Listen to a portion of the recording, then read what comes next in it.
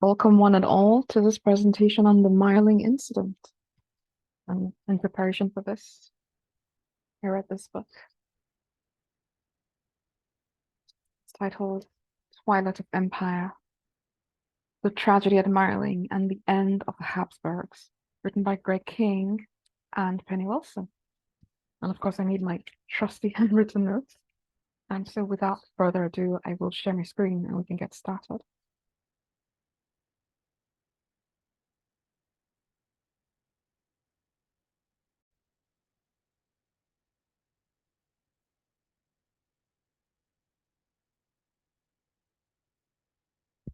All right. So if you have seen any of the films or the operas about this incident, you would think it was some great love story, and you'd be wrong. I'm sorry, I'm going to burst your bubble, but let's get started. All right. So, Rudolf Franz Karl Joseph of Habsburg-Lorraine was born on August 21st, 1858, at Schloss Laxenburg,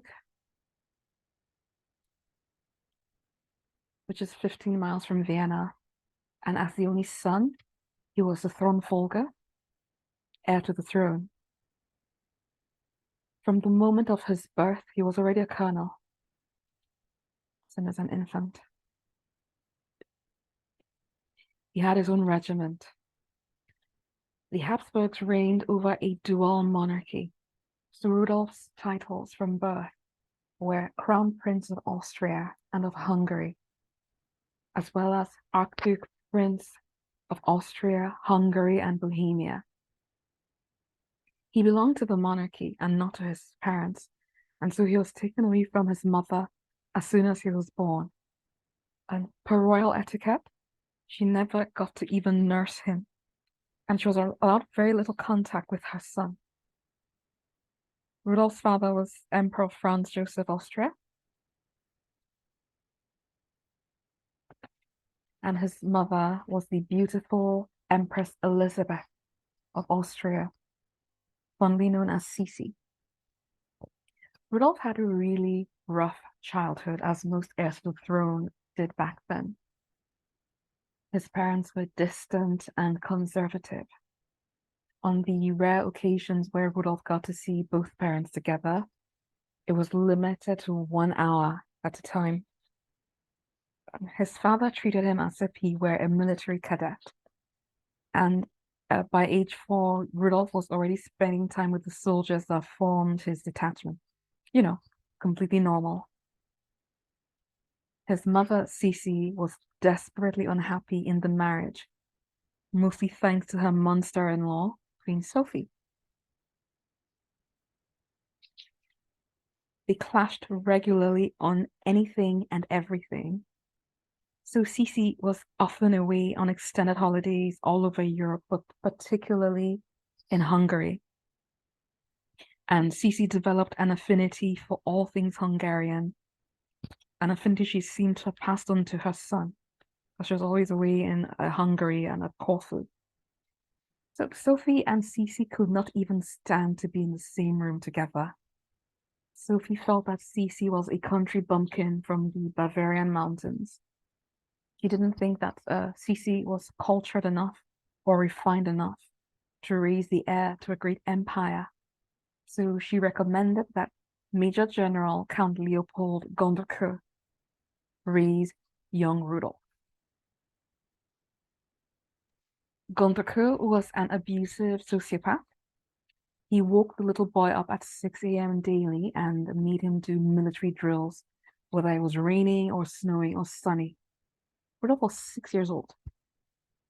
He would lock the crying child up in a cage at the zoo and tell him that a wild beast was coming to eat him up. At night, he would tiptoe into the little boy's bedroom and then fire his pistol. Imagine waking up to that at age 6. And so Rudolf began to have terrible nightmares and began to wet his bed. He was so traumatized. He had a total collapse. And fortunately for him, his mom happened to be around when this happened. And so she gave her husband an ultimatum. Either you get rid of that teacher or I will leave you. And so Gondor got fired.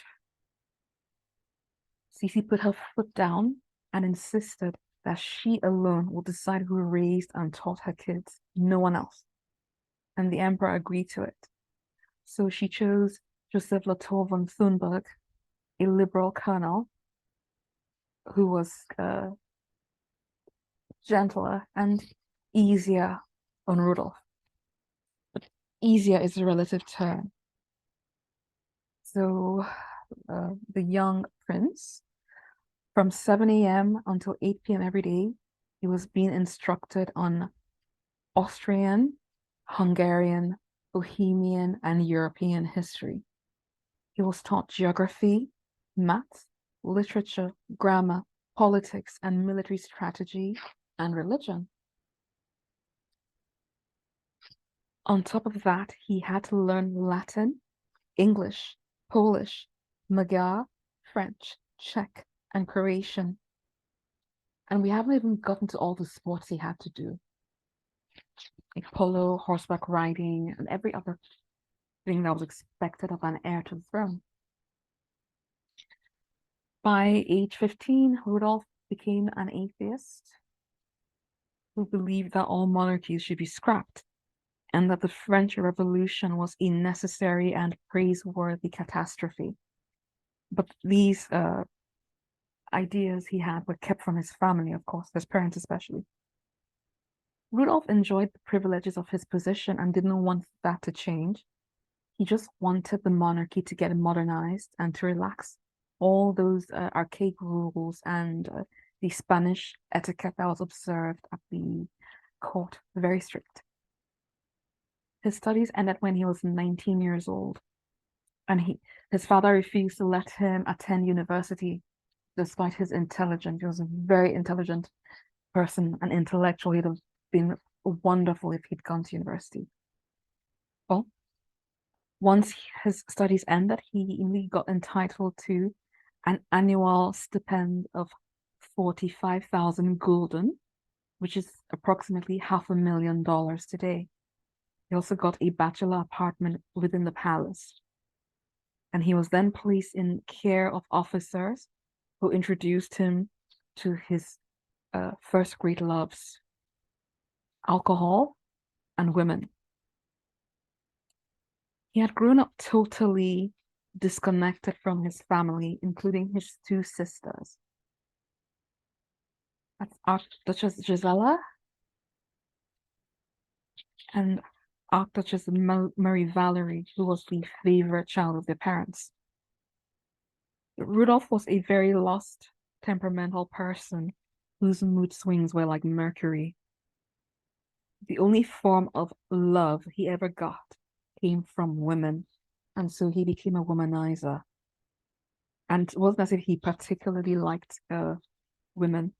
Rudolf was quoted once as saying, quote, "Women bore me to death when they are not laughing or singing. As a matter of fact, are they good for anything else?" End quote. And even at 19, he was already going after married women. His staff actually kept a ledger of the countless women he used and discarded. And they even got these special goodbye gifts that Rudolf would hand over to women once their fling ended. It was usually a silver cigarette case that he would give the woman whenever he was done with her. He began to father children out of wedlock, and it is estimated that he had as many as 30 children out of wedlock. But the mothers were bribed into silence. Rumor has it that Rudolf secretly married his cousin when he was 19, but that his father annulled it. It was just a rumor. Rudolf was actually very opposed to the idea of marriage because he enjoyed his freedom way too much. But as a Habsburg, he was expected to marry, and not just to marry, he had to marry a Catholic of equal rank with him. And so there weren't that many options for him in Europe. His parents decided that the best match for him would be Princess Stephanie of Belgium,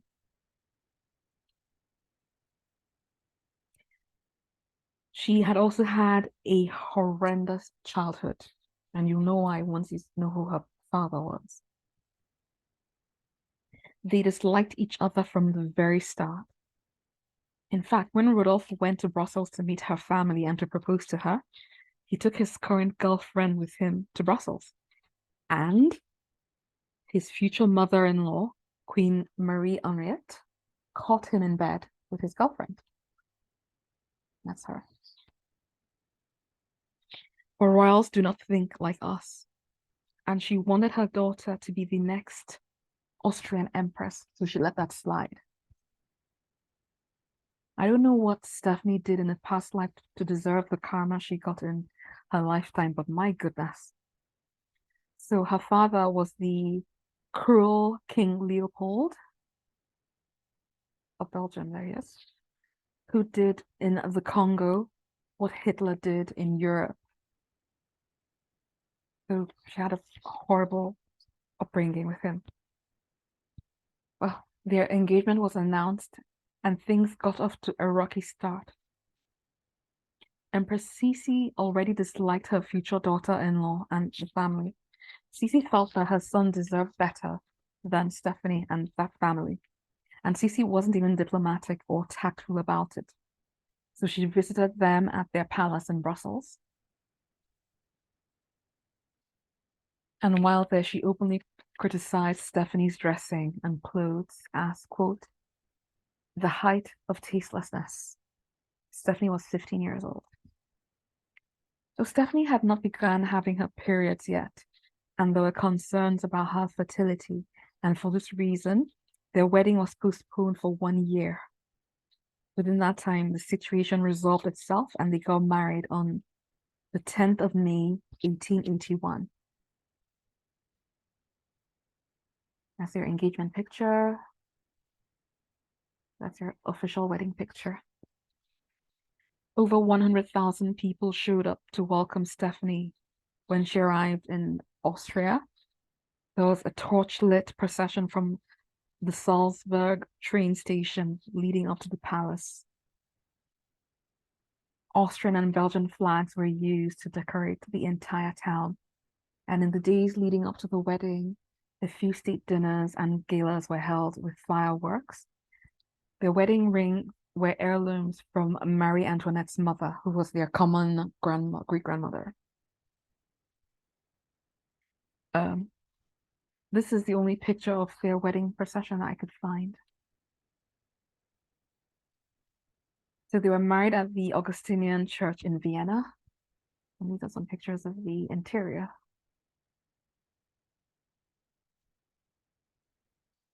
So despite all the pomp and pageantry, Stephanie had a miserable time at her wedding.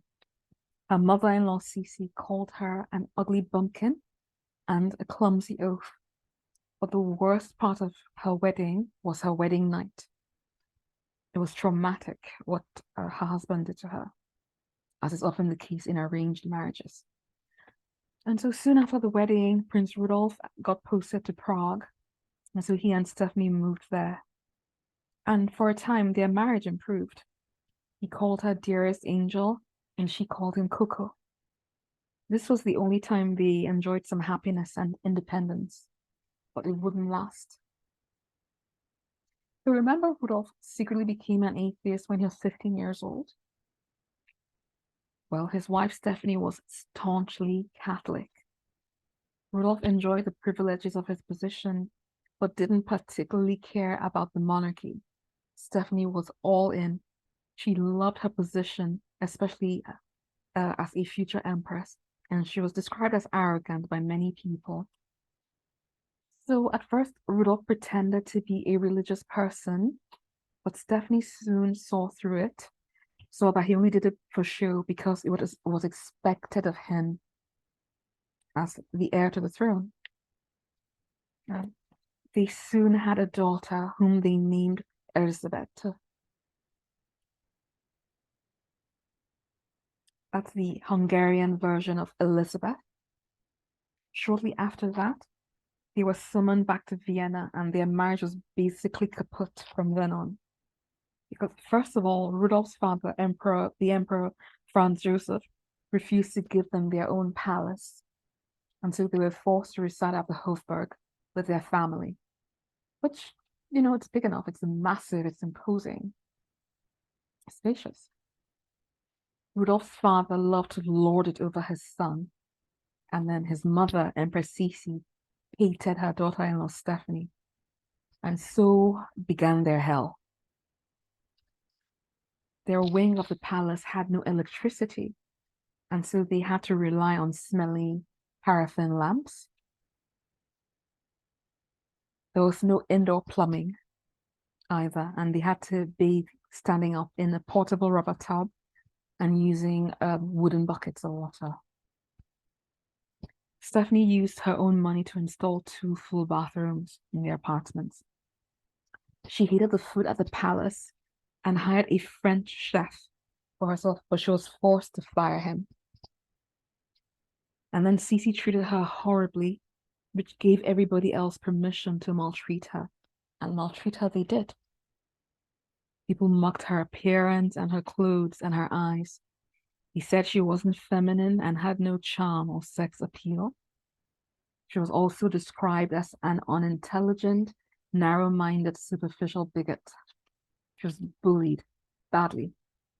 And Rudolf felt politically impotent and alienated because he had more autonomy when they were in Prague, but now they were back, he was a nobody, even though he was the heir to the throne.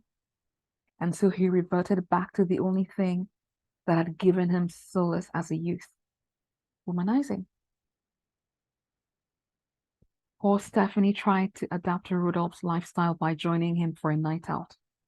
So they went to a tavern that Rudolph loved to visit. And Stephanie found herself in a smoke-filled room with drunk men playing cards and girls dancing on tables. She couldn't believe it. She never went back. Rudolph preferred these simpler pleasures, and he loved to hang out with peasants. That was not Stephanie's scene at all. And so Rudolph went on a rampage. He had plowed through all the noble ladies and all his friends' wives, and he was bored. So he enlisted the help of Frau Johanna Wolf, who was Vienna's most notorious madame. She had girls in every area code in Europe, and she regularly arranged trysts for Rudolph. His favorite one was Mitzi Kasper, who was Vienna's most expensive prostitute. He bought her a house and he showered her with lavish gifts and jewelry. All of Viennese high society was talking about it, and soon all of Europe was talking about it. He wasn't discreet. He humiliated his wife. One night, Stephanie was heading home from the opera when she spotted her husband's carriage waiting outside one of his mistress's homes. So Stephanie got her carriage parked out there. She got out of her carriage and got into his and ordered his driver to take her back home in his carriage. And so when Rudolph was done, he came out and found his wife's carriage outside. This was her way of, letting him know that she was onto him. He was pissed. And so were his parents. As a royal wife, you were expected to just accept your husband's infidelity and get on with it. And so rather than support, Stephanie was heaped with scorn and ridicule by everyone at the palace, including her in-laws. They needed to produce a son who would inherit the throne, and yet her husband was sleeping with everyone but her. Stephanie even went to her confessor, the priest she used to confess to, and begged him to ask her husband to sleep with her so they could produce an heir, and he refused to. In fact, Rudolph moved back into his bachelor apartments, and he banned his wife from entering. Stephanie once forced her way in, but Rudolph insulted her and shouted at her until she left in tears. They hardly ever spent time together, but each time they were together, there were broken vases on the floor and loud arguments. Then in February 1886, Rudolph got very sick. Within a few weeks, his doctor diagnosed him with gonorrhea and possibly syphilis. We can't be sure since Rudolph's father had his son's medical files destroyed. So the general public was told that he had a bladder infection. Stephanie was not told. She only found out after he had infected her with gonorrhea or syphilis. And she was rendered barren as it destroyed her reproductive system and with it any chances of producing an heir. And after this happened, she lost all respect for him. And as far as she was concerned, they were married only in name. And then Rudolph tried to reconcile with Stephanie, but Stephanie said, "Nein!" And she got herself a lover, a man named Count Arthur Potocki. But at least in her case, she was respectful enough to be discreet with her affair. Okay. Now, there was a woman named Helena Baltazzi from Constantinople living in Vienna. She had been born in France, but she grew up in Constantinople, which is modern-day Turkey. So let's just go with Turkey. And Helena was a very, very rich woman.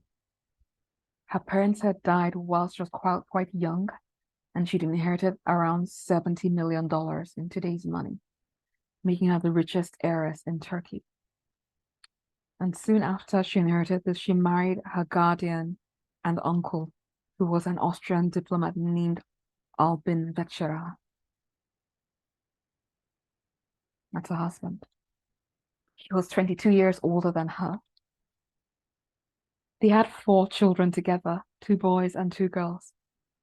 Her husband did very good work for the empire, and in time, Emperor Franz Joseph made him a hereditary baron, and so the family name became von Vetsera.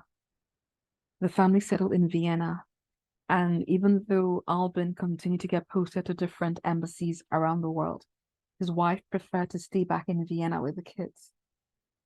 And she was a very ambitious social climber.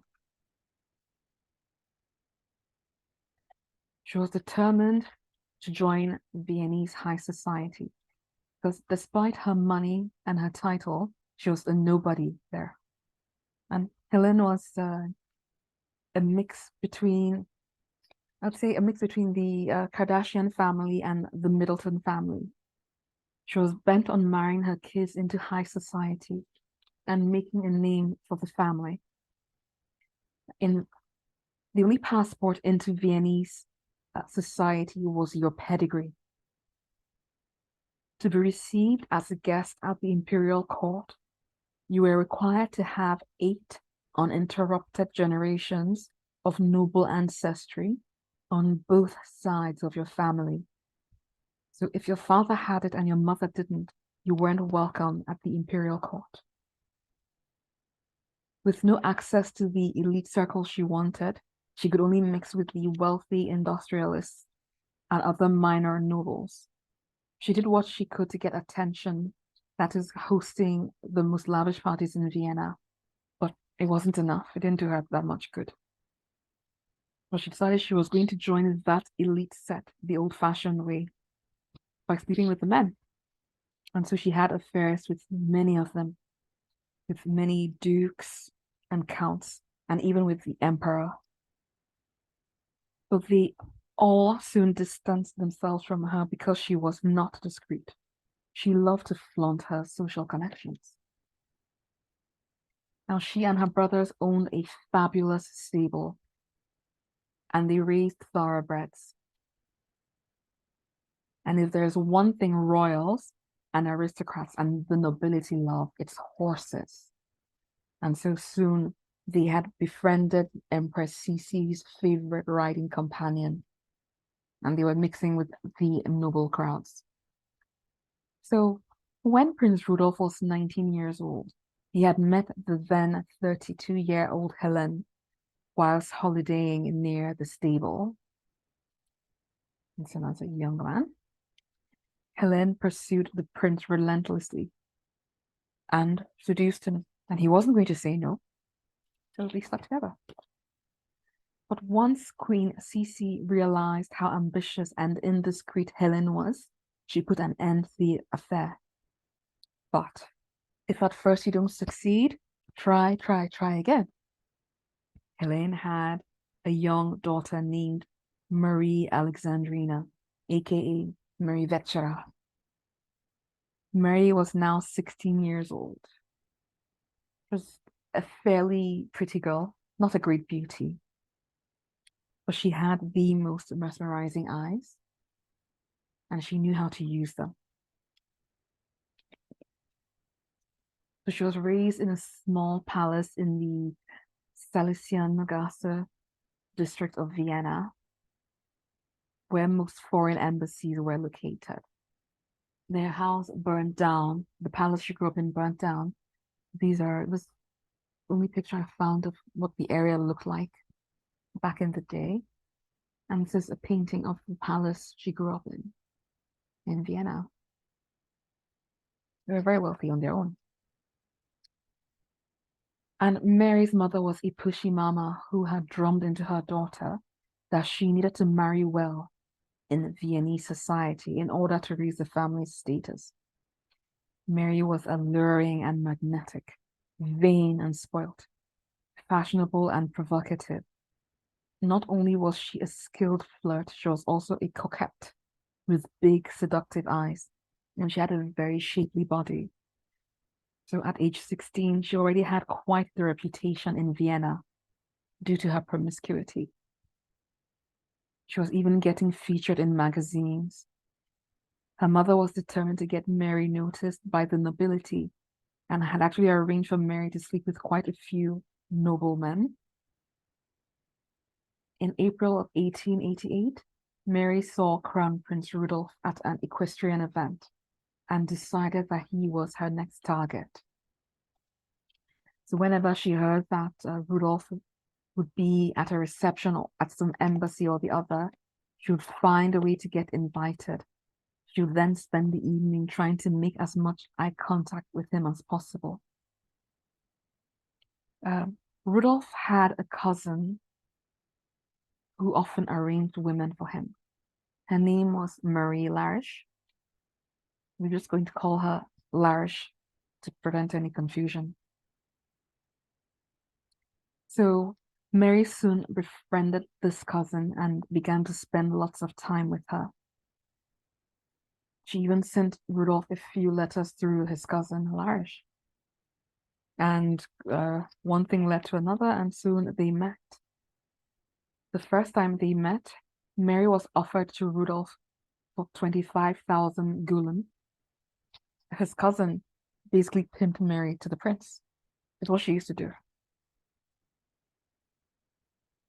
So Mary's mother and Larish were quite good friends, and Mary's mother would give this cousin little bribes, whether it was couture dresses or other kinds of bribes. Mary and Larish would go out shopping and go out to lunch and then go and see Rudolf. And this would happen every few days.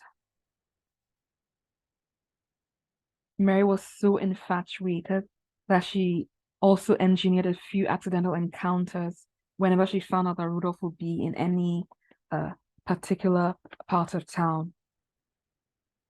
We spent lots of time together, which was quite unusual given the age difference. That's Mary and Larish together. Within a short time, news of their affair had spread all through Vienna. Even Rudolf's wife Stephanie knew about Mary, as she had followed her husband secretly to one of their rendezvous.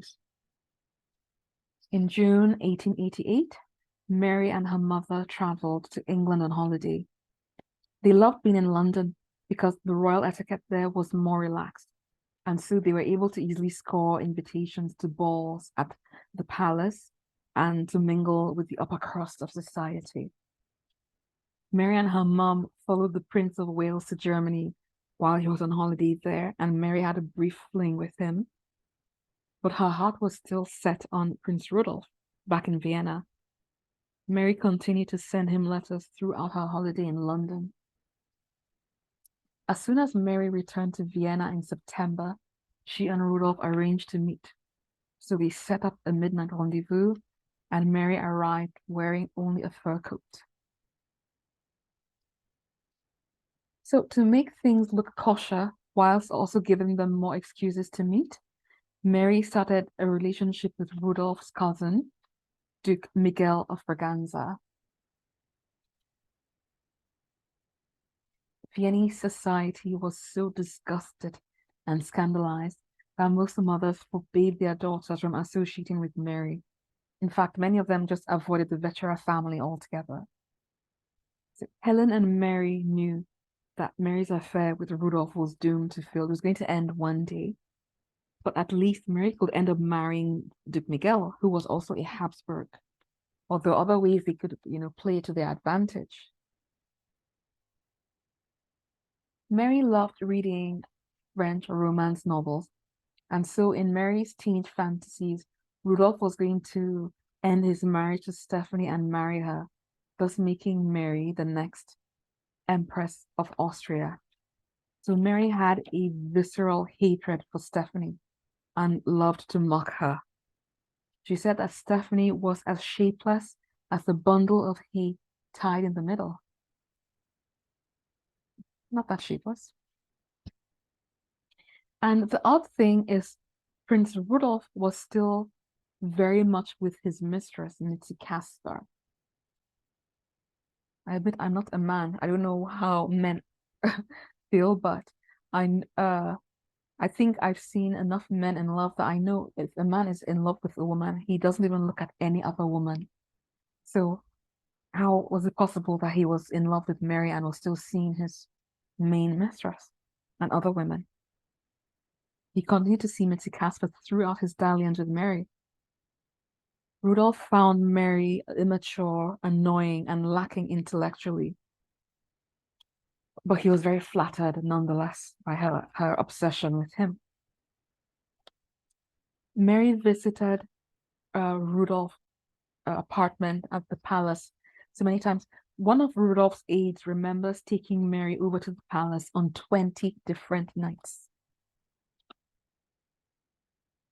She visited his apartments at the Habsburg Palace so often that even today, the staircase she would climb when sneaking in to his apartments is called the Vetsera staircase. So Rudolf commissioned a naked portrait of Mary and placed it in his private apartments. After all, his wife was never going to see it. She wasn't welcome there. He even had this portrait of Mary in the his cigarette box. Mary was madly in love, and according to her, so was Rudolf. Mary began to wear an iron ring attached to a chain around her neck, and it had an inscription on the inside with the alphabets ILVBIDT, which stood for In Liebe während bis in den Tod, united by love until death. Mary claimed that Rudolf had given it to her and sworn that he would give his life for her. This is unconfirmed. Mary became more insolent and arrogant as the months passed, and she wanted to rub this relationship in Princess Stephanie's face by any means necessary. Mary loved causing scenes in public. So, whereas Rudolph's other women tended to keep under the radar, particularly at public events, Mary did the opposite. Mary would get overdressed and wear all the jewelry that Rudolf had given her. If she was going to be, if Princess Stephanie was going to be at the opera, Mary would make sure she got seats right across from the royal box. She would then spend the entire night staring daggers at Stephanie, and Stephanie would stare back through her opera glasses. So, Rudolph's gonorrhea symptoms came and went, and so did his volatile mood swings. He suffered from severe bouts of depression because he had now turned 30. All his life, his father had made him feel useless and powerful. How many more years of it would he have to endure? Spies followed him everywhere he went, and his father had him watched like a hawk. At age 30, he was still having to sneak out of the palace, jumping out of windows and sneaking on the roof like a teenager. And all that pent-up resentment and frustration he felt towards his family began to simmer. His writings from that time show that he planned to depart completely from his father's policies once he took the throne. He was more liberal due to his upbringing. His father never even allowed Rudolf to express his beliefs or his feelings or opinions. He was very frustrated. Rudolf had a network of friends and advisors who included professors, philosophers, intellectuals, and radicals, and some of them were his father's political opponents. A prominent one was a man named Moritz Seps.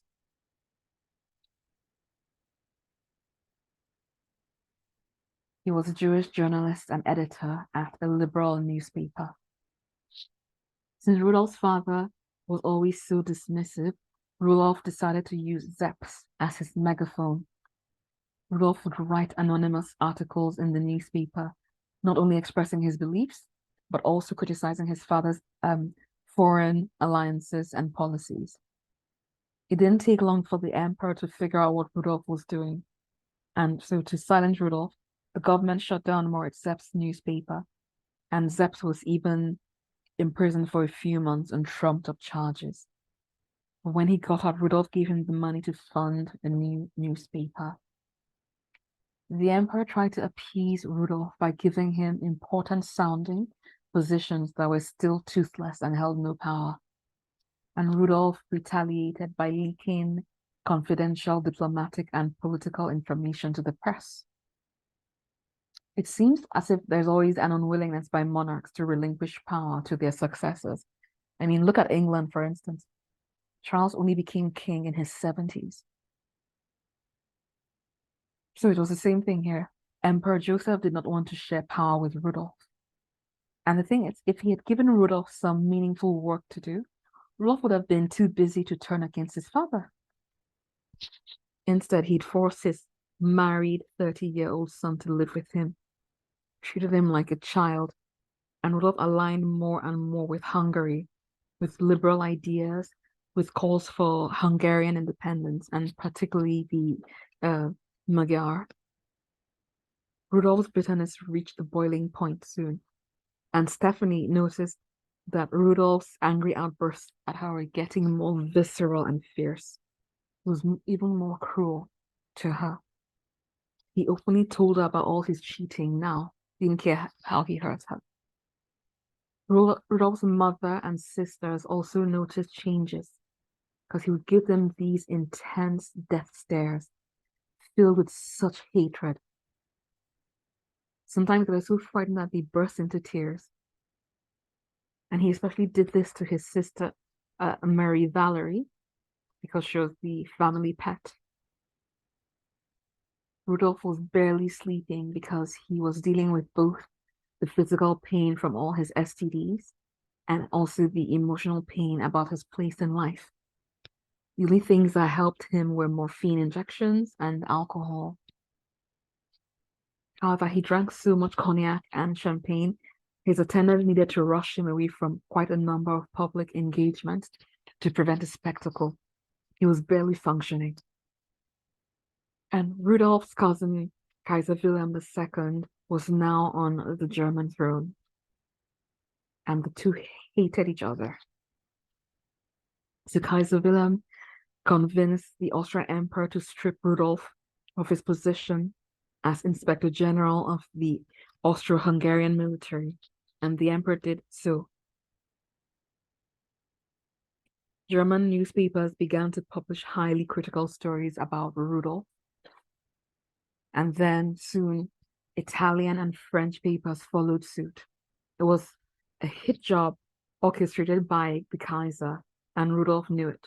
So he fired back by using his journalist friends to publish stories about the Kaiser's affairs and also proof of his infidelity, even bringing pictures of his mistresses. In November 1888, Rudolf began to cut off friends and to distance himself from people he was once close to. That year, one time, Rudolf went out with his father for a shooting party. And while they were out there, Rudolf accidentally discharged his weapon in his father's direction. I'm sure my American friends remember the hunting accident your former Vice President Dick Cheney had. Yeah, it was just like that. The bullet missed the emperor by a few centimeters and seriously injured the man who was standing next to him. The emperor banned Rudolf from all future shooting parties and refused to talk to him. Rudolph's wife Stephanie said that it hadn't been an accident, it was a murder attempt that Rudolf had hoped to disguise as an accident. The emperor was terrified of Rudolf from then on and refused to ever be alone with him. Rudolph's health and mind were in a rapid decline, and Stephanie was so alarmed by how emaciated her husband looked. She broke protocol and paid an unannounced visit to her father-in-law. She begged the emperor to send Rudolf on a world tour because it would help his mind. Mens sana in corpore sano. A healthy mind cannot live in a sick body. The emperor told her she was just being silly, hugged her, and dismissed her. She was later informed that going forward, she was required to always make a formal appointment to meet with her father-in-law. Empress Sisi also noticed Rudolph's decline, but she did nothing about it. She seemed to fear him more than she loved him at this point. So around this time, Vienna was the suicide capital of Europe. It was said that people were ending their lives over the most trivial things. A servant would end it all just because he had broken a plate. Little kids would hang themselves if they could not solve a maths problem. It was really, really bad. And Rudolf obsessively read all the sensationalized newspaper reports about it. He got fascinated with death and intensely watched dying animals. He told people that he yearned to be present when the person was dying. He often joked about suicide and even began to ask some of his staff if they feared death and if they would be willing to join him in a suicide pact. They declined politely, but he kept asking them, even if jokingly, so some of them asked to be reassigned. He asked his main mistress, Mitzi, to join him in a suicide pact. When quarreling with his wife, he would often threaten to shoot her and then shoot himself. So all this suicide talk got Mitzi alarmed, and Mitzi apparently reported her concerns to the Viennese police chief. But he told her to shut up and threatened her if she ever repeated it again. At the family Christmas gathering of 1888, Sisi hugged Rudolf and told him she loved him. He broke down and wept because she hadn't said that to him since his childhood. Like his parents were so embarrassed by his emotional display. So, January 1889 was a very busy time socially in Vienna, with countless parties and balls. Rudolf and Mary didn't see each other throughout the Christmas holidays. He was getting bored and ready to discard her. And he also did as much as humanly possible to exclude Stephanie from his life. But Stephanie found out that Rudolf was planning a hunting trip to a place called Mayerling Lodge, and he expressly forbade her from coming along. She knew he was going for a few days, and she suspected that Marie Vetsera would be going with him. Stephanie was deeply frustrated and began to ask around if there was any way that she could also attend. There wasn't. Her husband had banned her, and who was going to go against the heir to the throne? So Rudolf and Mary saw each other again on the 13th of January when she went to the palace late at night.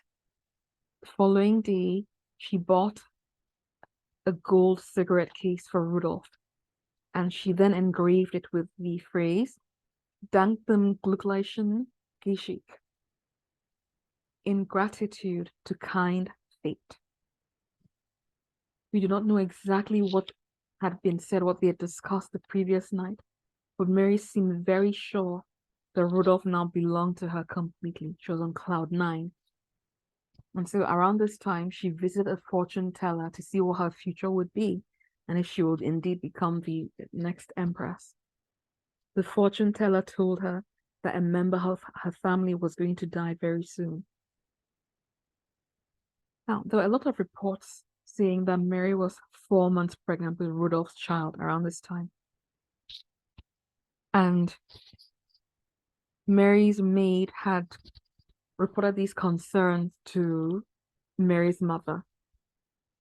And so Mary's mother was deeply concerned, went into a panic, and she turned Mary's bedroom upside down, looking for God knows what. She was surprised to find a silver cigarette case from Rudolf to Mary, because that was the standard gift Rudolf gave to a woman he was dumping. So Mary and her mother had a blowout fight, and Mary ran away from the house and went to the hotel where Larish was staying and stayed there. Now, around the same time, Rudolf had gone to the opera, and while he was there, his father showed up unexpectedly, went into the royal box and confronted Rudolf about something. Because people saw father and son having a heated but quiet argument in the royal box, and then after that, the emperor stormed out. Then the following day, the emperor summoned Rudolf to his office for a formal meeting. The emperor exploded at Rudolf, and it was described as a stormy, violent meeting. Rudolf was visibly shaking when he emerged from the meeting with his father that day. The emperor ordered Rudolf to end his affair with Marie Vetsera at once. It was an order. So why would an emperor care enough about his son's affair with a teenager that he will disrupt his schedule and show up unannounced at the opera for the first time ever? Ever. He knew about Rudolph's other affairs. Why did he care about this one?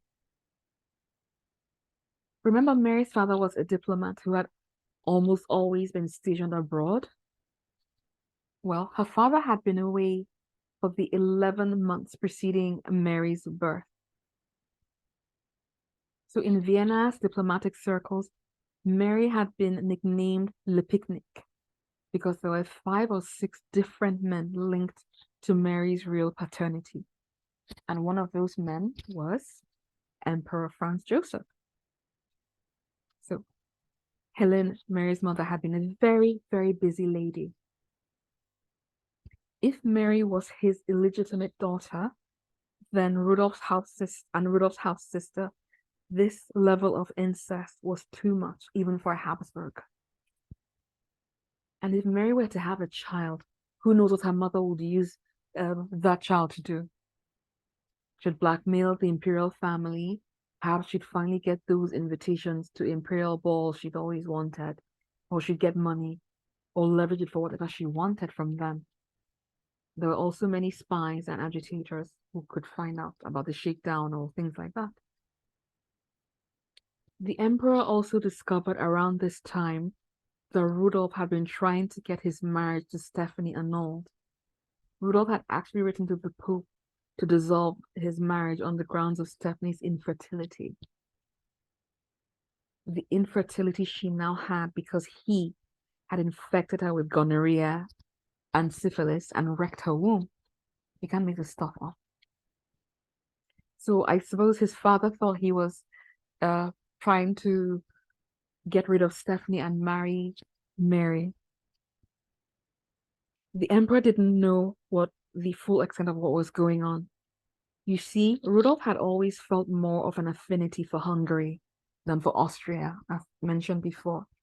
And now that he was growing tired of his father, Rudolf was said to have taken part in a conspiracy to split the dual monarchy of Austria and Hungary. He wanted to take the crown from his father any way he could. And if that meant taking the throne in Budapest, and so be it. And if he did take the throne in Budapest, he could establish his own dynasty.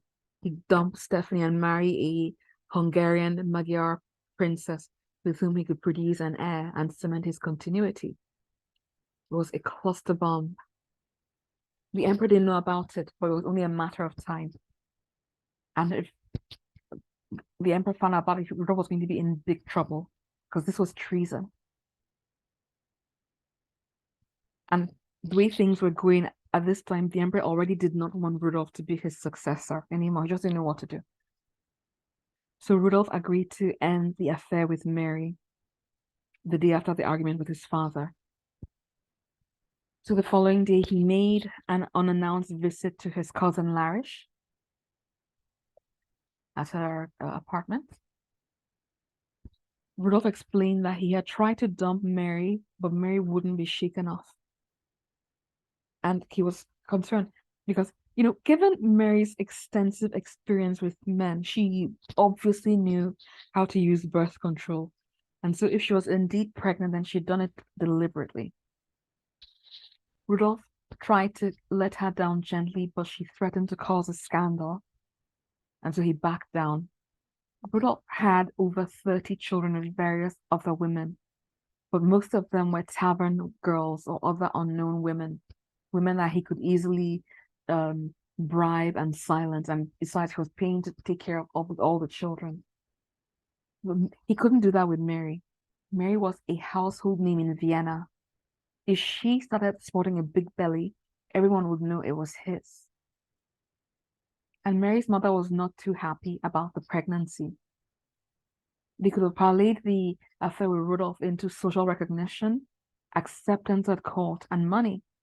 But now the pregnancy would damage Mary's marriage prospects.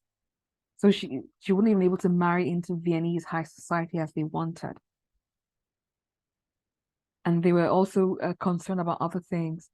What if the emperor decided to banish them from Vienna or from Austria?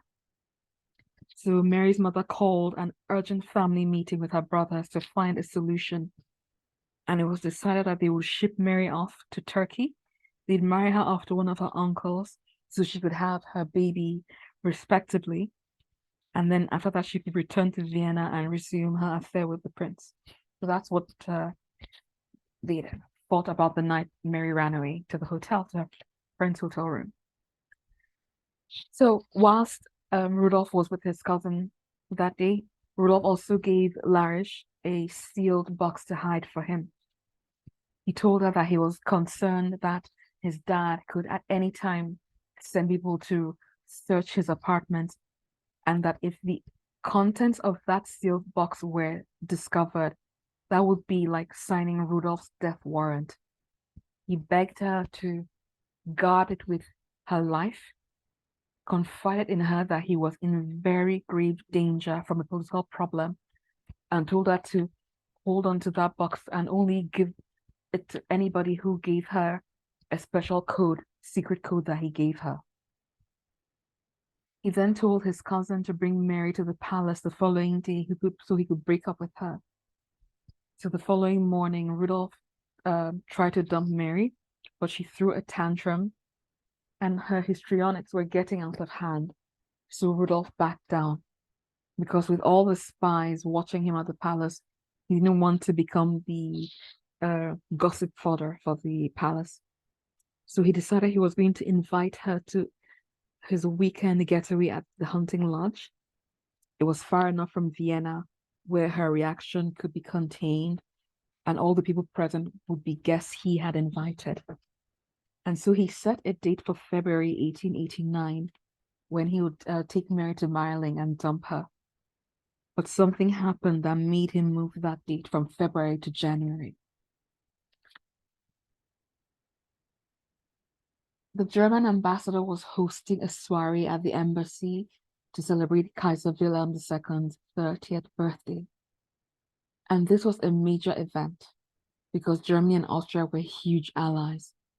And for this reason, the entire imperial family was going to be in attendance at the soiree.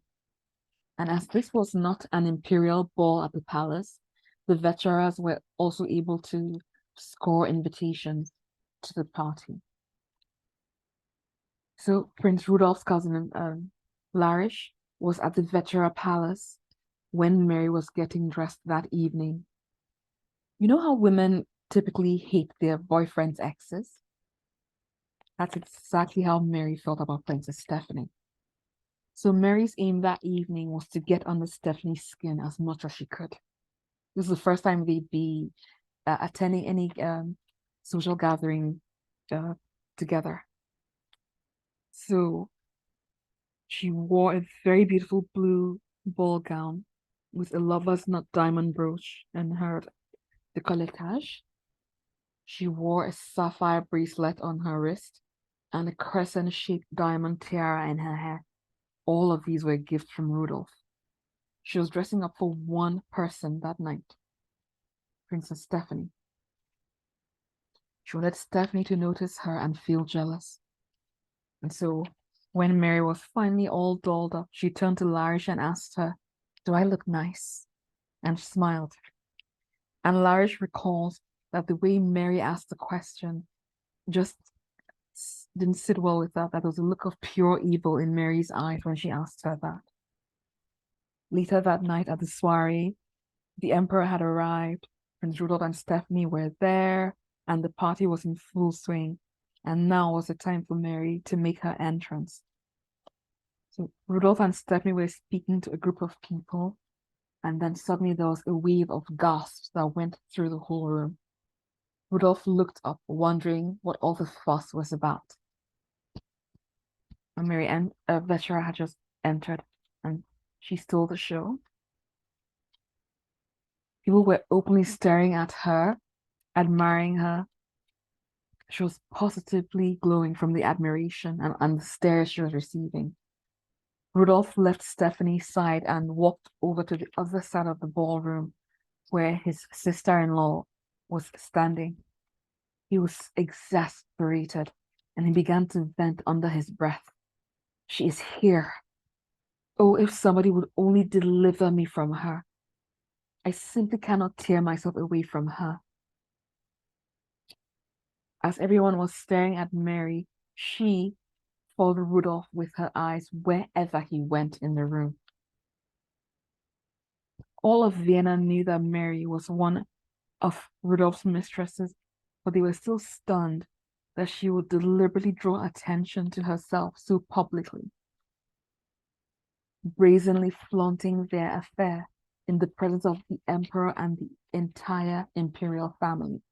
And so there was a lot of anger directed at Mary, especially from the women who were present. Rudolph was in disbelief. The emperor left within 15 minutes of Mary's arrival. Not sure if it was connected or not. Mary didn't care. She boldly moved to the middle of the room and made herself the center of attention. Rudolph was visibly upset by Mary's presence, and he was seen to be fighting back tears. Here was the heir to an empire, and he was trapped by an unpredictable teenage girl. And then, as if things weren't awkward enough, he had to go and join his wife at the reception line. So, as royals, they stood at the reception line, and all the guests lined up and walked down the line to greet them. To Stephanie's horror, Mary and her family joined the line. And so now, Stephanie was expected to make small talk with her husband's mistress and make nice with her in front of everybody. So the entire place went silent when the Vetseras got to Rudolph and Stephanie. Rudolph just nodded at Mary coldly and said nothing to her. And then Mary came face to face with Stephanie, the moment everyone had been waiting for. Mary did not curtsy to the crown princess. She stood upright, defiantly, and stared down Princess Stephanie, smirking at her, looking right in her eyes. Even Mary's mother was shocked. She quickly grabbed Mary's arm and pulled her down, forcing her to curtsy to the princess. Rudolf was in complete shock, and he knew his father was going to hear about this. Rudolf and Stephanie were forced to leave the party immediately after this because Stephanie was so upset. But before they even got to their carriage, Stephanie exploded at Rudolf, and people could hear the screams. The very next morning, Rudolf changed his plans. He needed to speed things up and get rid of Mary as soon as possible. And so he moved the Mayerling getaway from February to January. So the new departure date was January 29th, 1889. He told his cousin Larish to bring Mary to the Hofburg Palace so that they could get to Mayerling Lodge on that Tuesday morning. His last night in Vienna, Rudolf went to visit his favorite mistress, Mitzi Casper. He vented to her about everything that had happened and drank champagne for 2 hours. He was with her until 3 a.m. Tuesday morning, and as he was leaving, he kissed her and traced the sign of the cross on her forehead. And it struck her as odd, because first of all, Rudolf was an atheist, but mostly because he had also never done anything like that in all the years she'd known him. So later that Tuesday morning, Larish picked Mary up from home as requested, and she claimed that they were going shopping. That's what she told Mary's mother. They did go lingerie shopping before heading to the palace. And when she dropped Mary off, they had to use the secret entrances. They went through the roof and secret stairs to get to his apartment. And when they got there, Rudolf asked Larish to explain to Mary's mother that Mary had disappeared when they went shopping.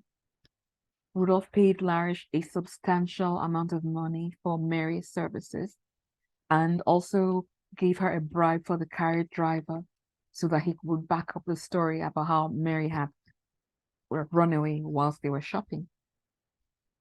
Rudolf tried to see his daughter before leaving, but he wasn't able to see her. So he and Mary finally departed for Mayerling Lodge, but they used back roads and shortcuts that took them through dense forests. They were so secretive about this trip. They didn't even have servants with them, and it was in the winter, it was January. And so when their carriage got stuck in a snowbank, Rudolf had to get out and push the carriage because there were no servants with them.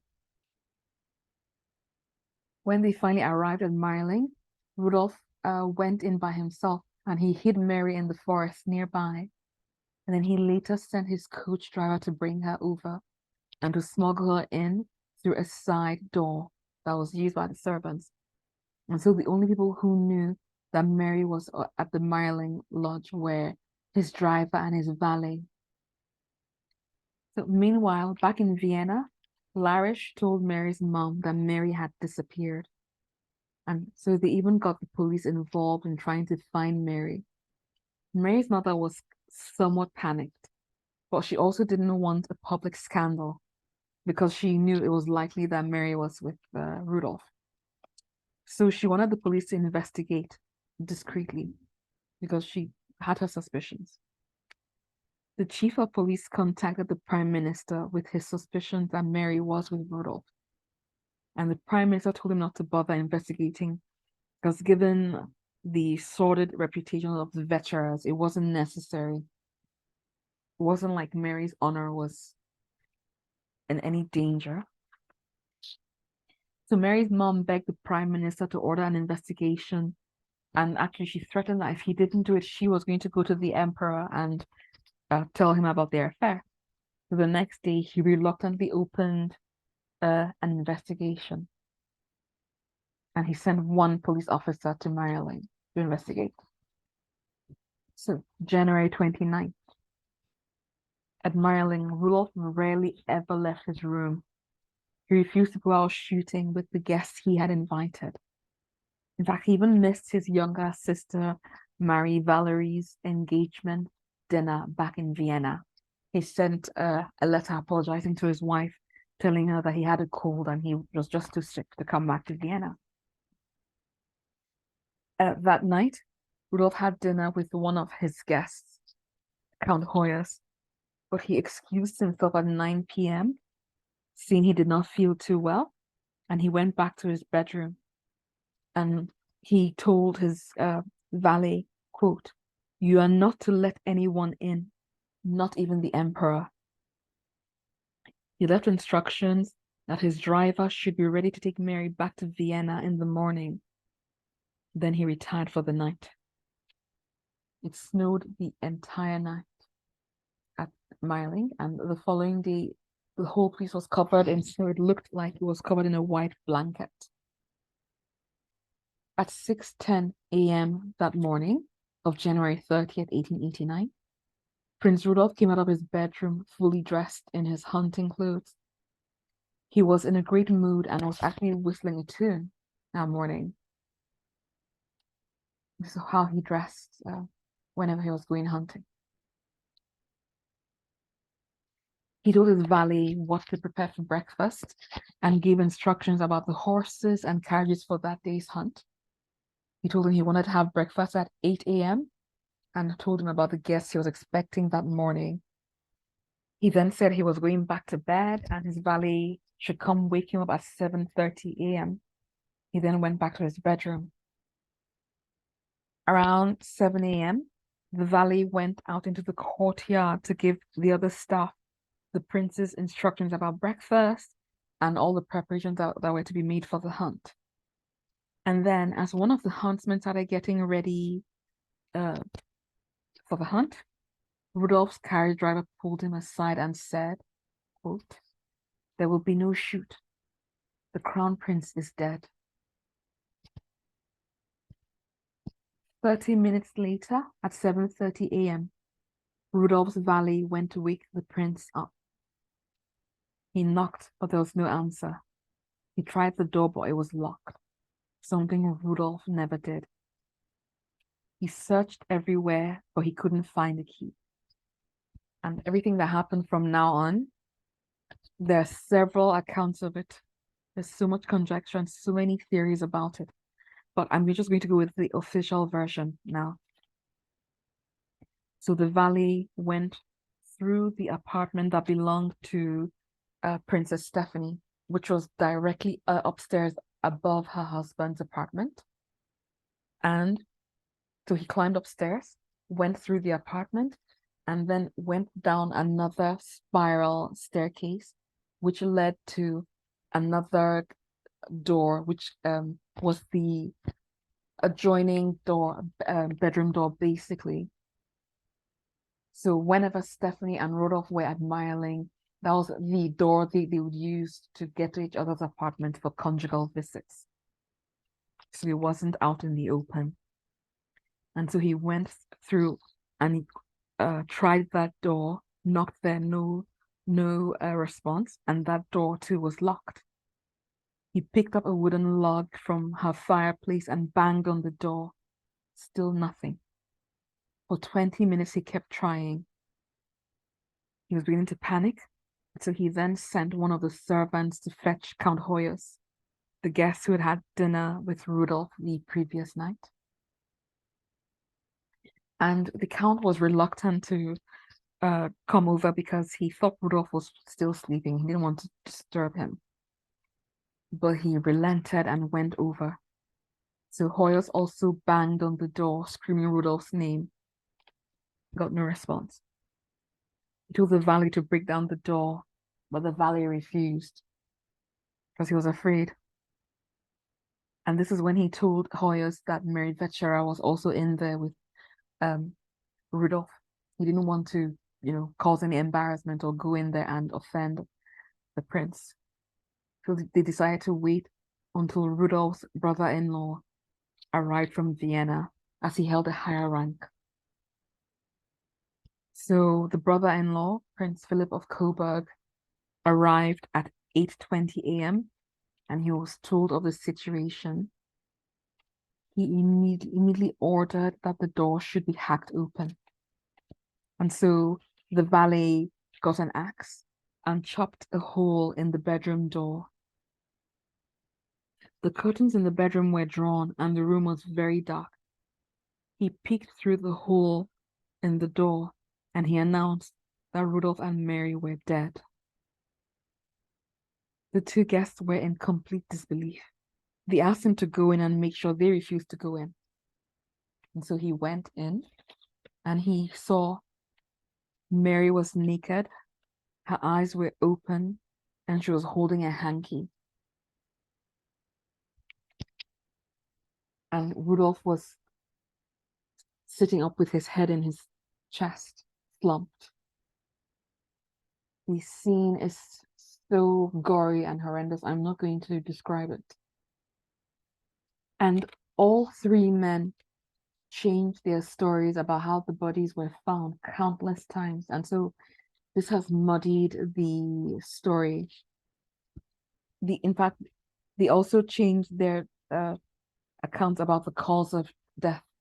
In fact, one of their stories about the cause of death was that it was strychnine powder and that Mary had poisoned Rudolf.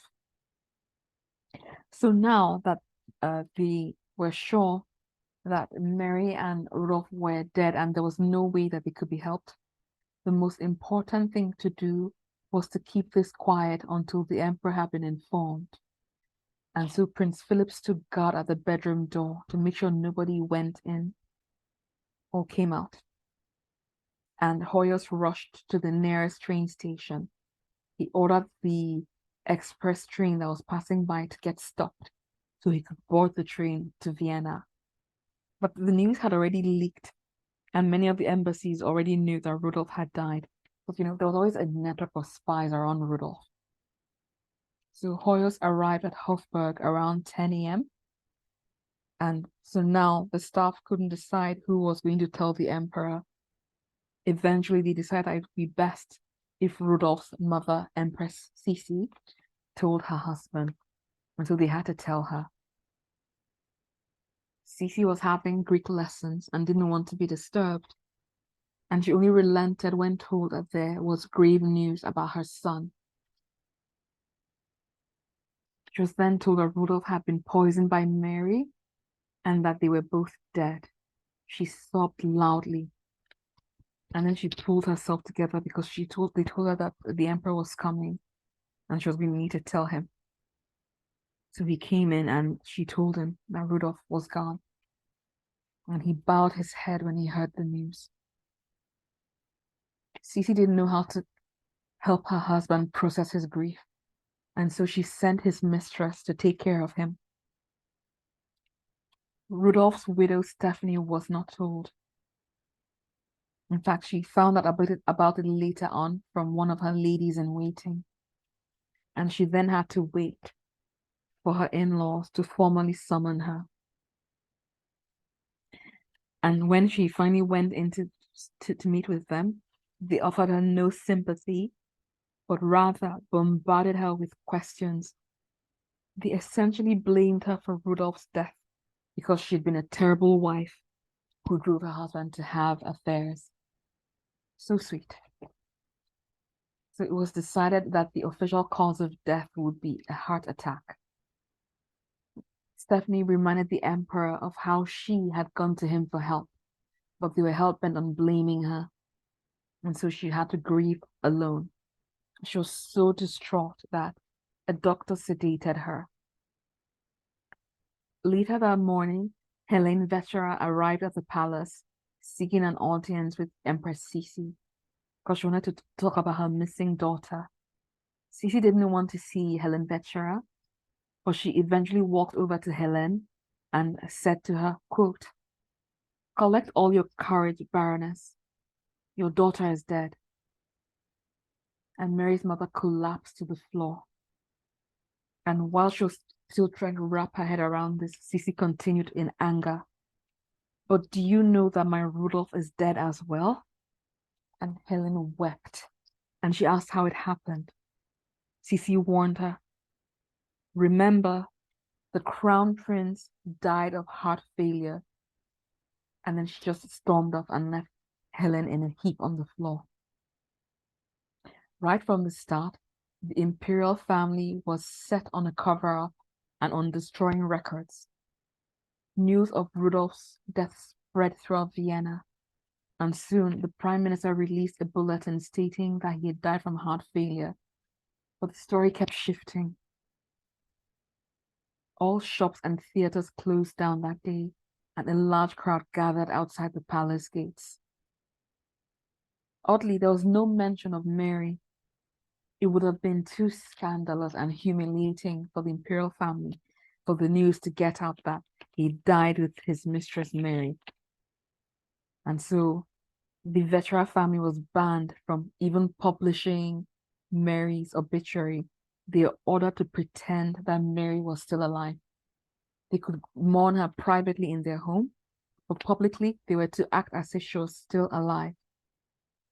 But as their affair had been common knowledge, journalists began to gather outside the Vetsera palace, trying to get, any news about Mary or how she was taking the news or whatever. You know how tabloids are. The emperor ordered Mary's mother, Helen, to leave Vienna that evening. And actually, she was ordered to get out of Austria and to stay out of Austria until the emperor changed his mind. And she'd been told that Mary had poisoned Rudolf. And so she carried that guilt with her. So she was already on a train leaving town. She was not allowed to see Mary's body or to bury her daughter. Back at Mayerling, Mary's naked body and her clothes were hastily taken into a storage room and hidden from view. They didn't even close her eyes. Rudolph's head was bandaged back together, and he was placed in his bed. At midnight, a horse-drawn hearse arrived at the Mayerling lodge, and his body was put into a bronze casket. A special train draped in black took his remains back to Vienna. But his father was so concerned that his mom would have a public breakdown that he didn't let her come to welcome her son's body. And so they both were absent when his body arrived. No one from his family was there to receive his body. The following morning, the emperor summoned Rudolph's doctor to his office. He'd really believed that Mary poisoned Rudolph. So he was stunned when the doctor broke the news to him that it had been a gunshot and that Rudolph didn't suffer at all. Emperor broke down and wept. Now, given the circumstances, no foreign royals were going to be allowed to attend Rudolph's funeral. Because how were they going to explain this bandage on his head if they said he died from heart failure? In fact, even Stephanie's parents had been banned, but they came regardless because they were not going to let their daughter mourn alone. The emperor made sure all of Rudolph's letters and all his correspondence to and regarding Mary were destroyed. All Rudolph's medical files were destroyed, and his autopsy report was also destroyed. Rudolph apparently left suicide notes for his wife, his mother, and Mitzi Casper, and for his sisters, but nothing for his dad. Mary also apparently left a suicide note for her mother, and also for her sister, her brother, and her maid. So this is said to be Mary's suicide note that she left for her mother. As you can see, it has the Mayerling there, Schloss Mayerling on the top there. It reads, "Dear mother, forgive me for what I have done. I could not resist love.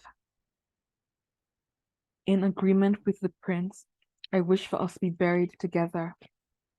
I am happier in death than in life. You are Mary. Many people believe that these notes were just faked.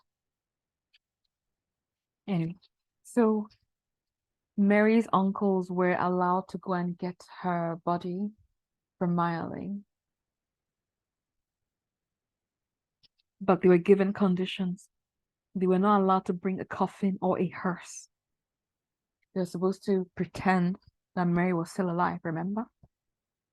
So they were led into the storage room at Mayerling, and they were shocked to be given her naked body. Her naked body had been dumped into a large basket, and her clothes had been dumped on top of her body, and her eyes were still open. Like, no family deserved what was done to Mary. So her uncles had to dress her up, and then they placed her upright in the carriage that they brought with them. So they seated her as if she was still alive in the middle of the carriage. And then one uncle sat on each side of her and held her. But her head kept slumping forward. And so a stick was placed behind her in her dress, and then her head was tied to the stick to hold it upright, her bleeding head. And her uncles transported her in that condition for 2 hours to the place where the emperor had chosen for her funeral, was a monastery. They arrived there around midnight, and there was no coffin. They dug a grave to bury her in, but there was no coffin. And so a carpenter at the monastery had to be woken up in the middle of the night to knock together a wooden box. And that's what Mary was buried in. She was buried like a dog. No family deserved what happened to her. And Viennese newspapers were banned from ever printing her name again. And this policy actually went on until after the fall of the Habsburgs in 1918. Mary's name was never ever to be printed in any newspaper. So Rudolf was declared mentally deranged, and the family eventually admitted that he had taken his own life in a moment of anguish. Nobody in Vienna believed this version of the story either. And in fact, some newspapers questioned the veracity of the story, and about 5,000 copies of the story were confiscated. They had to do some serious wrangling behind the scenes to allow for Rudolf to even get a Christian burial, because at that time the Catholic Church did not allow people who'd ended their own lives to get a Christian burial. So they were able to get him a Christian burial on the grounds that he'd not been in his right mind when he took his life. After the funeral, it was leaked that Mary had been with Rudolf, and now different accounts of his death were being published by newspapers all over the world. The New York Times and numerous other papers in Brussels and Berlin and Paris all published different versions of events. The British royal family was very sure that both Mary and Rudolf had been murdered. The police in Vienna actually began to arrest anybody who was heard questioning the official version of events. So now let's go through a few of the different versions. So one version was that France was behind it because a pro-French faction of court had approached Rudolf about deposing the emperor, and Rudolf refused, and so France took him out. There's another version that Rudolf and Mary were shot through the window by one of the staff at Mayerling, thanks to Rudolf's affairs with a married woman. And this was the version of events that Rudolf's mother believed. There's another version that Mary had killed herself, but Rudolf was assassinated outside, and that his body was then staged in the bedroom. After all, there'd been that secret well, not secret, but that other entrance and exit to the apartment from his wife's bedroom. And this version was plausible because Rudolf knew he had been cornered on the Hungarian plot to overthrow his father. And once publicized, Rudolf would have had to face a court-martial and probably a firing squad. He was a dead man walking either way. His uncle, Archduke Albrecht, was head of Austria's intelligence agencies. Rudolf was surrounded by spies at every moment of his life. It would have been too easy to take him out. So his uncle could have given him the option of killing himself, or they could have just easily killed him at Mayerling. He was going to die anyway. And remember that box he'd given to his cousin Larish, the sealed box? After he died, she was contacted by an anonymous person using that secret code that Rudolf had given her. And so Larish met with that person at a secret spot and handed it over. And that person was Rudolf's relative, Archduke Johann Salvator of Tuscany. He and Rudolf were both neck deep in the Hungarian plot. They've been doing it together. And so he was also in grave danger if the contents of that box were ever found. So he collected the sealed box from Larish, and he told her that he was going to have to die without dying for his own safety. And so a few months after Rudolf's death, when things were cooling down, without explanation, he renounced all his titles and he changed his name to Johann Orth. He then moved to South America, and then once while traveling from one port to the other, he got lost at sea, quote unquote. In 1993, that sealed box was discovered here in Canada and was handed over to Archduke Otto, the son of the last emperor of Austria. He admitted that he received the box, but he refused to ever comment on the contents of the box until the day he died. He never talked about it. So now let's talk about the most plausible version of what happened between Mary and Rudolf that night in the bedroom. So it was very likely that Rudolf and Mary were half siblings, and therefore that child would have to be eliminated one way or the other if Mary was actually pregnant.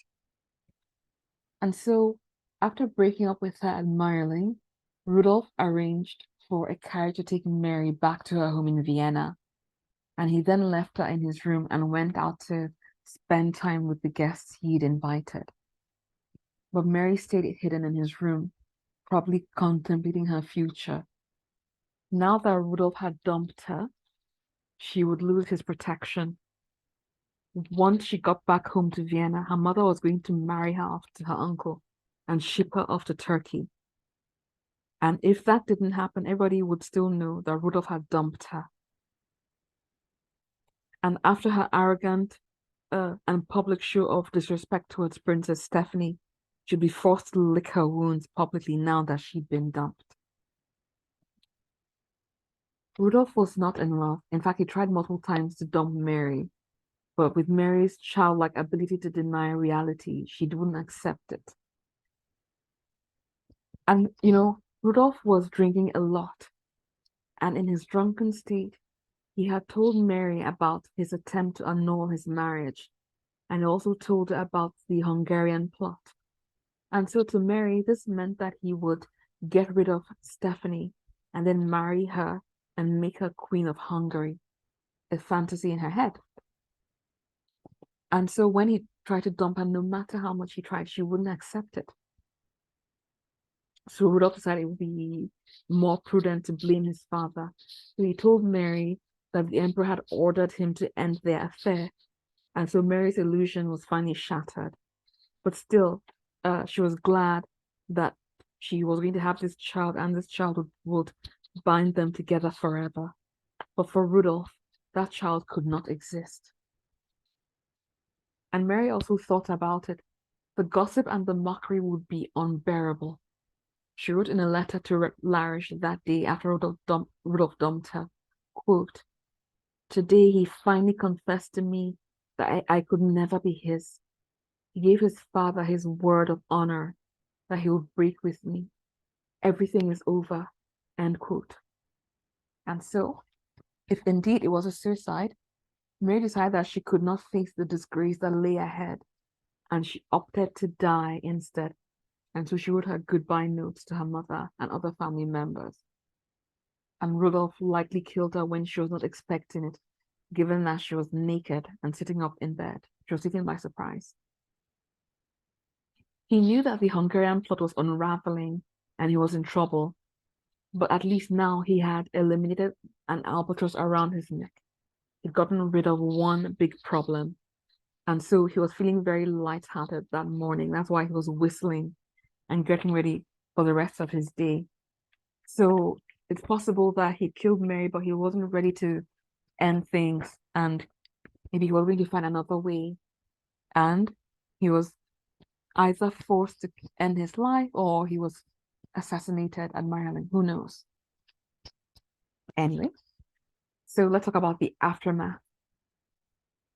Princess Stephanie became irrelevant once her husband died. Her in-laws got even more abusive, and they even stopped giving her her allowance. So she had no money to live on. So she did the only thing she could do. She abandoned the family and got remarried. And then they had the guts to be annoyed with her for getting remarried. And they cut her off. And in fact, even her daughter cut off contact with her. And they never saw each other or spoke again. The Vetsera family was permanently shunned by Viennese society. Empress Sisi banished Larish from Vienna after they discovered all the correspondence between Larish and Mary and Rudolf, where they saw that she'd been the go-between, giving Mary money that Rudolf had sent and everything. She was very annoyed, and so she banished her permanently. And Larish moved all over Europe for a while, hopping from country to country. She ended up working as a maid because she had no other way to survive. And she died very poor in her 80s. The Mayerling Lodge was turned into a convent, and it's still a convent today. As Rudolf left no heir, the emperor was forced to select Archduke Franz Ferdinand as his heir presumptive. And Franz had married his wife's lady-in-waiting, Sophie. And later on, their assassination would lead to World War One. So even after 100 years, the real story of what happened in Mayerling is still a mystery. There's still lots of speculation. Some people say that Mary wasn't shot and that she had had her skull bashed in with a blunt object. And there are questions as to how nobody heard any gunshots, because there were no silencers at the time, because silencers were only invented in 1902. This happened in 1899. There are lots of things that do not make sense about it. For instance, it's clear that Rudolf dumped Mary, but if it is said that it was a suicide pact and they were going to kill each other because they loved each other so much, then why did he dump her if they were going to die together because they loved each other? Make it make sense. So I'm going to leave it to you to see what you think happened. But I'm going to share a video about how the assassination of Archduke Franz Ferdinand and his wife led to World War One.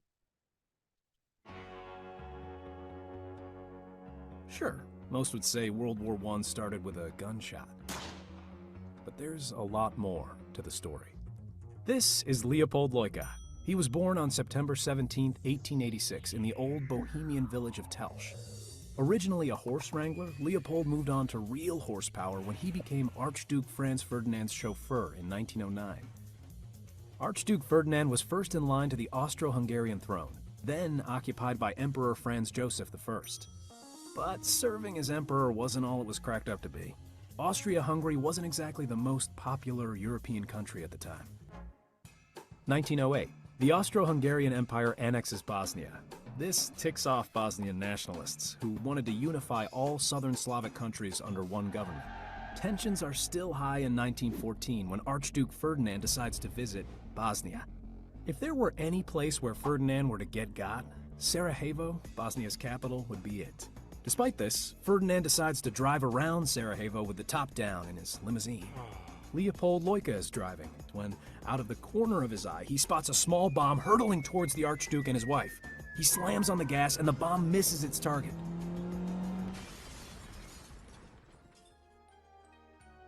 The bomb was thrown by Nedeljko Čebrinović, a member of the young Serbian nationalist movement. There are a few injuries, but Ferdinand and his wife are unharmed. After gathering their bearings, Leopold drives on to a scheduled meet and greet between the Archduke and local officials. The officials want to take the Archduke on a tour of the city, but Ferdinand instead decides he wants to visit the wounded victims from the bomb attack. He gets back into the car with his wife and has Leopold drive off to the hospital. In all fairness to Leopold, he didn't know the exact route. No map, no GPS. He made a mistake and turned onto the wrong street. Unfortunately for Leopold and the rest of Europe, this was the street where Gavrilo Princip, one of the co-conspirators of the earlier assassination attempt, happened to be having a drink. Princip can't believe his luck. He has an opportunity to finish out what he started earlier that day.